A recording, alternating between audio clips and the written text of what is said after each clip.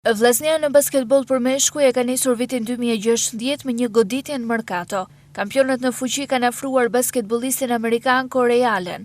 Pavarësisht se drejtuesit nuk e kanë pranuar, akoma zyrtarisht, lojtari është tashmë i vllaznisë. 24 vjeçari e ka konfirmuar në rrjetet sociale në nënshkrimin e kontratës së tij të parë në Europë. Kontrata ime e parë si profesionist, Europë po vi, janë fjalët e Corey Allen, të shoqëruar me një foto ku shikohet se është duke firmosur kontratën. Ndërkohë, sërish në faqen e tij personale, Allen shkruan: "Ish lojtari i Universitetit të Floridas së Jugut, Shqipëri, Europë." Një deklaratë që bën thuajse zyrtare afrimin e tij tek vllaznia. Si për të përforcuar këtë blerje, faqja e basketbollit të klubit Vllaznia konfirmon arritjen e akordit. Allen është një lojtar i aftë në gjuajtje nga distanca dhe ato të lira, i saktë në asis dhe që më parë ka milituar në San Antonio College.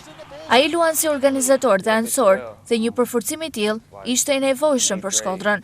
Tashmë tek Vllaznia është rikthyer edhe Nikola Djokovic dhe së bashku me Corey Allen kanë rritur ndjeshëm nivelin e ekipit, duke shërbyer sidomos me eksperiencën e tyre jashtë vendit.